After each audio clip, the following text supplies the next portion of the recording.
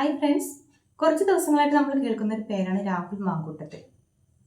Rahul Mamkootathil MLA സ്ഥാനം തുടരാൻ യാതൊരു അർഹതയും ഇല്ലാത്ത ഒരാളാണ് എന്ന് കുറേ ആളുകൾ. അദ്ദേഹത്തിനെ സപ്പോർട്ട് ചെയ്ത് മറ്റു ചില ആൾക്കാർ, അങ്ങോട്ടും ഇങ്ങോട്ടും സംസാരിച്ച് വേറെ ഒരുപാട് ആൾക്കാർ. അപ്പോൾ ഇതുവരെയും രാഹുൽ മാങ്കൂട്ടത്തിൽ കുറ്റക്കാരനാണ് എന്ന് എവിടെയും തെളിഞ്ഞിട്ടില്ല. പക്ഷെ അദ്ദേഹം കുറ്റാരോപിതനാണ്. ഒരു കാര്യം നമ്മൾ മനസ്സിലാക്കേണ്ടത്, രണ്ടുപേരുടെയും സമ്മതമില്ലാതെ ഒന്നും നടക്കില്ല എന്നുള്ളൊരു കാര്യമാണ്. ചാറ്റുകളെല്ലാം നമ്മൾ കണ്ടു, വോയിസ് ക്ലിപ്പുകളെല്ലാം നമ്മൾ കേട്ടു. ഒരു സ്ത്രീയുടെ സമ്മതമില്ലാതെ അവരെ ചൂഷണം ചെയ്യാൻ ഒരാണിനും സാധിക്കില്ല എന്ന് മനസ്സിലാക്കേണ്ടിയിരിക്കുന്നു. അത് രാഹുൽ മാങ്കൂട്ടത്തിൽ ചെയ്ത കാര്യം നല്ലൊരു പ്രവൃത്തിയാണെന്നോ അദ്ദേഹത്തെ സപ്പോർട്ട് ചെയ്യുകയല്ല. പക്ഷേ ഈ ഒരു അവസരത്തിൽ ഞാൻ ഓർത്തു പോകുന്നൊരു കാര്യമാണ് ഉമ്മൻചാണ്ടി സാർ. ഉമ്മൻചാണ്ടി സാറിനെ കുറിച്ചും ഇതുപോലെ ഒരുപാട് ആരോപണങ്ങൾ നമ്മൾ കേട്ടു. അവസാനം അദ്ദേഹം നിരപരാധിയാണെന്ന് തെളിഞ്ഞൊരു സന്ദർഭവും ഉണ്ടായിട്ടുണ്ട്. അപ്പോൾ അതുകൊണ്ട് തന്നെ ഒരു വ്യക്തിയെക്കുറിച്ച് എന്തെങ്കിലും ഒരു ആരോപണം കേൾക്കുമ്പോൾ ഉടനടി ചാടി നമ്മൾ അദ്ദേഹത്തെ കുറ്റപ്പെടുത്തുകയല്ല വേണ്ടത്. സത്യം എന്താണെങ്കിലും പുറത്തു വരണം. ഇപ്പം നമുക്കൊരു പരാതി ഉണ്ടെങ്കിൽ നമ്മൾ എന്താണ് ചെയ്യേണ്ടത്? നമ്മൾ കംപ്ലൈൻറ്റ് രജിസ്റ്റർ ചെയ്യണം. എന്തുകൊണ്ടാണ് ഈ പെൺകുട്ടികളൊന്നും തന്നെ അദ്ദേഹത്തിനെതിരെ കംപ്ലൈൻറ്റുകൾ രജിസ്റ്റർ ചെയ്യാത്തത്? കംപ്ലൈൻറ്റ് ഒന്നും ചെയ്യാതെ തന്നെ പ്രൈവറ്റ് ആയിട്ടുള്ള ചാറ്റുകളും വോയിസ് ക്ലിപ്പുകളും എല്ലാം തന്നെ പുറത്ത് വിട്ട് അതിൻ്റെ ഉദ്ദേശം എന്താണ്? ഈ ഇലക്ഷൻ അടുത്തിരിക്കുന്ന സമയത്ത് എപ്പോഴും ഉള്ളതാണ്, എന്തെങ്കിലും ഒരു കാര്യങ്ങളൊക്കെ ഇങ്ങനെ വരും, ഒരു പ്രശ്നങ്ങളുണ്ടാവും. അപ്പോൾ അടുത്ത പാർട്ടിക്കാർ അത് ആഘോഷമാക്കിയെടുക്കും, അവരത് വളരെ നല്ല രീതിയിൽ ആഘോഷിക്കും. അതിപ്പോൾ ഏത് പാർട്ടിയിലാണെങ്കിലും ശരി, കോൺഗ്രസ് പാർട്ടിക്കാർ മാത്രമല്ല, ഇപ്പം മറ്റു പാർട്ടിയിലാണെങ്കിലും സംഭവിക്കുന്നെങ്കിലും അങ്ങോട്ടും ഇങ്ങോട്ടുമുള്ള കാര്യങ്ങളാണ്, അവർക്ക് കിട്ടുന്നൊരു അവസരമാണ്. അപ്പോൾ അവസരം ആരും നഷ്ടപ്പെടുത്തില്ല, എല്ലാവരും ഒരു അവസരത്തിന് വേണ്ടി കാത്തിരിക്കുന്നവരാണ്. അപ്പോൾ അതുകൊണ്ട് തന്നെ ഞാൻ പറയുന്നത്, ഇത്രയും നാളുമില്ലാത്ത കാര്യങ്ങൾ ഇലക്ഷൻ അടുത്തപ്പോൾ എവിടെ നിന്നാണ് വരുന്നത്? അതുമാത്രമല്ല, എന്തുകൊണ്ടാണ് ഇവരൊന്നും കംപ്ലൈൻറ്റ് കൊടുക്കാത്തത്? ആദ്യം പരാതി കൊടുക്കുകയല്ലേ വേണ്ടത്. കംപ്ലൈൻറ്റ് കൊടുത്തതിൻ്റെ പേരിൽ അദ്ദേഹത്തെ ഇതുവരെയും പോലീസ് അറസ്റ്റ് ചെയ്തതായി ഞാൻ എവിടെയും വാർത്തയിൽ കണ്ടില്ല. മാത്രമല്ല, ഇപ്പോൾ ഞാൻ വന്നിരുന്ന് പറയുന്നത് രാഹുൽ മാങ്കൂട്ടത്തിൽ വളരെ നല്ല വ്യക്തിയാണെന്നോ, അദ്ദേഹത്തെ വിളിപ്പിക്കാൻ വേണ്ടി വന്നോ, അങ്ങനെ ഒന്നുമല്ല.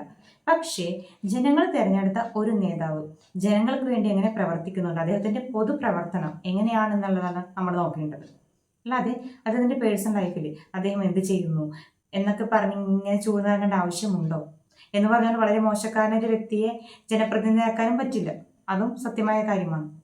അപ്പം ഞാനൊരു കാര്യം ചോദിച്ചോട്ടെ, മറ്റു പാർട്ടിയിലുള്ള എത്ര നേതാക്കന്മാർക്ക് എതിരെ ഇതുപോലെ ലൈംഗിക ആരോപണം കുറ്റമുണ്ടായിട്ടുണ്ട്, കുറ്റം ചുമത്തിയിട്ടുണ്ട്, എന്നിട്ട് അവരൊക്കെ പാർട്ടിയിൽ നിന്ന് പുറത്താക്കപ്പെട്ടോ? അവരൊക്കെ അവരുടെ സ്ഥാനം രാജിവെച്ചു. ഇന്നും, ഞാൻ പേരെടുത്ത് പറയുന്നില്ല, ഇന്നും പാർട്ടിയിൽ ഭരിക്കുന്ന എത്ര ആളുകളുണ്ട്? അവർക്കെതിരെ ഇതുപോലത്തെ എത്ര കുറ്റങ്ങളും എത്ര കാര്യങ്ങളും നമ്മൾ കഴിഞ്ഞ കുറച്ച് മാസങ്ങൾക്ക് മുമ്പ് നമ്മൾ കേട്ടതാണ്. അപ്പോൾ എന്നിട്ട് അവരിപ്പോഴും സുഖസുന്ദരമായി ഭരിക്കുന്നില്ലേ? ഇപ്പോഴും ഒരു പാർട്ടിയിൽ വിലസ് നടക്കുന്നില്ലേ?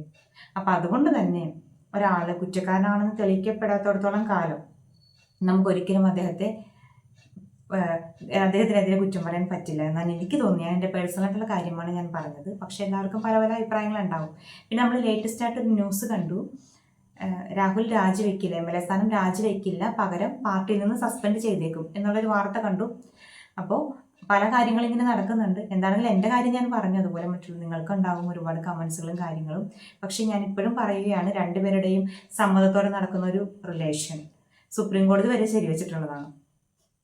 എന്നിട്ട് പക്ഷെ എന്ന് പറഞ്ഞുകൊണ്ട് നമ്മൾ കണ്ടു ഇങ്ങനെ അബോർഷൻ ചെയ്യാനായിട്ട് പ്രേരിപ്പിച്ചു, അങ്ങനെയാണ് ഇങ്ങനെയാണെന്നൊക്കെ പറഞ്ഞുള്ള ഒരുപാട് കാര്യങ്ങളെല്ലാം കണ്ടു. പക്ഷെ അതൊന്നും നല്ലതാണെന്നോ അദ്ദേഹത്തെ സപ്പോർട്ട് ചെയ്യുകയൊന്നുമല്ല, അതൊക്കെ വളരെ തെറ്റായ കാര്യങ്ങൾ തന്നെയാണ്. പക്ഷെ എന്തുകൊണ്ടാണ് ഈ പെൺകുട്ടികളൊന്നും പരാതി കൊടുക്കാതെ ഇങ്ങനെ ആരോപണങ്ങൾ മാത്രം ഉന്നയിച്ചും എല്ലാ വാർത്താ ചാനലുകളെല്ലാം പബ്ലിക്കാക്കുക? അതായത് അവർക്ക് ഇത് നല്ല രീതിയിൽ മുന്നോട്ട് കൊണ്ടുപോകണം എന്ന് ഒരാഗ്രഹം ഉണ്ടെങ്കിൽ തീർച്ചയായിട്ടും അങ്ങനെ ആയിരിക്കില്ല അവരുടെ ഒരു സമീപനം എന്ന് എനിക്ക് തോന്നുന്നു.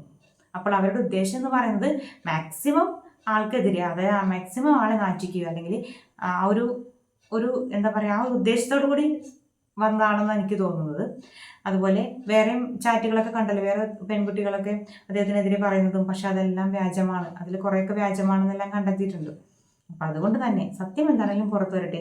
തെറ്റ് ചെയ്തിട്ടുണ്ടെങ്കിൽ തീർച്ചയായിട്ടും ശിക്ഷ കിട്ടണം, അതിൽ യാതൊരു സംശയമില്ല. അല്ലാണ്ട് തെറ്റ് ചെയ്ത ഒരാൾ നമ്മൾ വളരെ മാന്യനാണെന്ന് പറഞ്ഞുകൊണ്ട് നമ്മൾ വെള്ളപൂശം നടക്കുന്ന ഒരാളല്ല. പക്ഷെ എന്നാലും ഇപ്പോഴത്തെ സാഹചര്യത്തിൽ അദ്ദേഹം കുറ്റാരോപിതനാണ്. ആ ഒരു സ്ഥിതിക്ക് നമുക്ക് അദ്ദേഹത്തിനെതിരെ ഒന്നും തന്നെ പറയാൻ പറ്റില്ല. എന്താണെങ്കിലും സത്യം എത്രയും വേഗം തന്നെ പുറത്തു വരട്ടെ എന്നും, ഇതോടൊപ്പം ഞാൻ വീണ്ടും പറയുന്നു, ഉമ്മൻചാണ്ടി സാറിനെ കുറിച്ച് ഞാൻ പറയുകയാണ്, ഒരുപാട് ആരോപണങ്ങൾ അദ്ദേഹം കേൾക്കാനായിട്ടുള്ള മോശം കാര്യങ്ങളൊന്നും തന്നെയില്ല. അത്രമാത്രം അദ്ദേഹം കേട്ടു. പക്ഷെ അതെല്ലാം തെറ്റായിരുന്നു. അതെല്ലാം കള്ളമായിരുന്നു, പച്ചക്കള്ളമായിരുന്നു എന്ന് തിരിച്ചറിഞ്ഞൊരു സമയവും ഉണ്ടായി. പക്ഷെ അപ്പോഴേക്കും എല്ലാം നഷ്ടപ്പെട്ട് കഴിഞ്ഞു.